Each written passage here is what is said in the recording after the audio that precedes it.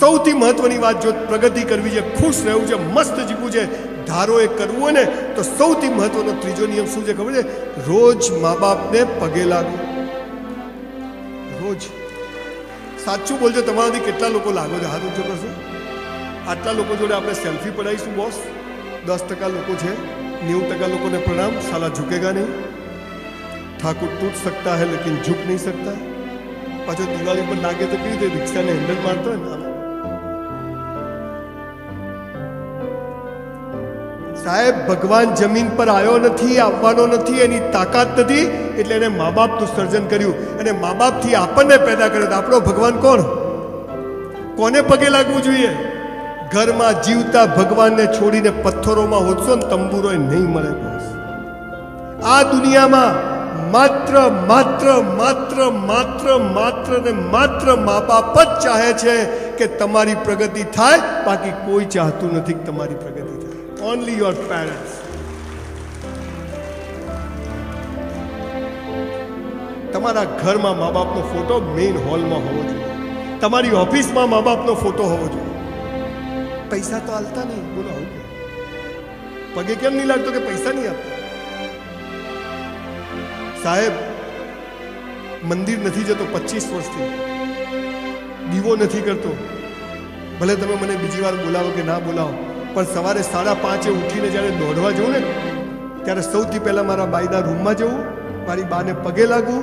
એને ખબર ના હોય, મારું દિનચર્યા પતાવું ને અત્યારે રાત્રે 2 વાગે જઈશ, પહેલાં એના રૂમમાં જઈશ, એને પગે લાગીને પછી મારા રૂમમાં જઈશ. સાલા કોઈના બાપથી ડરતો નથી, એટલો પાવર હોય છે મારો. તમને કહું છું સાહેબ, જર્મનીમાં સાયન્ટિફિકલી પ્રૂવ થયું કે જ્યારે તમે મા બાપને પગે લાગો છો ત્યારે દુનિયાની બધી બુરાઈઓ તમને બચાવવામાં જે લાગી હોય ને એનાથી તમે બચી જાઓ છો. એક જબરજસ્ત મોરા બને. ડૉક્ટર સાહેબ આવો. ડૉક્ટર સાહેબ બહુ મજાનો માણસ છે, એક નવો મિત્ર મળ્યો. ડૉક્ટર સાહેબ ઊભા થાવ, એક જોરદાર તાળી પાડો. કેમ પછી તમને કહું છું. Thank you. છે ને ચૂપચાપ આવીને બેસી ગયા? નહીં, એ તો ત્યાં જ બેસે. હવે બહુ જ સરસ કામ કરે છે. હું એક જેલમાં મારો સેમિનાર હતો, એમાં મારે પરિચય થયો. એ પહેલાં પણ મારા 2-3 ઇવેન્ટ કરેલા, પણ એને પણ એવું છે કે આપણે બ્રાહ્મણ તરીકે સમાજ માટે કંઈક કરવું જોઈએ. અને અત્યારે કાંકી સ્કિલ સ્કૂલ બધું બહુ બધું કામ કરે છે. ભાવનગરથી બોલો, અત્યારે આવી ગયા છે. ડૉક્ટર આવે, મારે પેશન્ટ છે, એમાં એ પેશન્ટ થઈ જાય.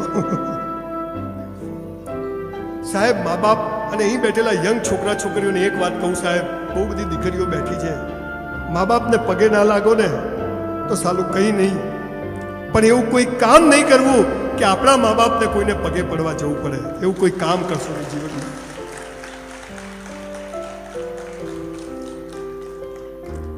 અને જો મા બાપની આંખમાં આંસુ આવી ગયા ને બોસ, સાલી નર્કમાં જગ્યા નહીં મળે. અને 35 ટુકડા તો નક્કી જ છે.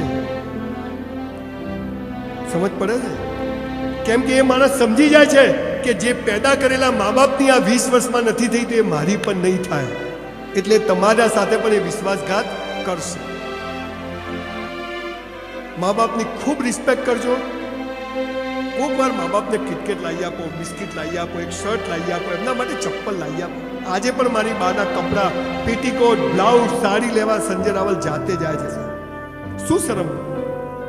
5000ની સાડી લાવું ને તો મારી બાને બુબા 600 રૂપિયાની, મને તો બહુ પૈસા આવે. એમ તો હજી આઝાદી પહેલાં જ જીવે.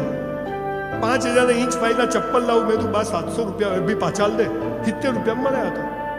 મારા છોકરાના પૈસા વપરાઈ ના જાય એ ખાલી મા બાપ ચાહે છે, બાકી કોઈ ચાહતું નથી. અને એને આપણે દુઃખી કરીએ. આપણે સાલા ધંધા કરવા છે, મોટા થવું છે, દુનિયામાં કામ કરવું છે, અને જેને પેદા કર્યા એ આપણા કારણે દુઃખી હોય.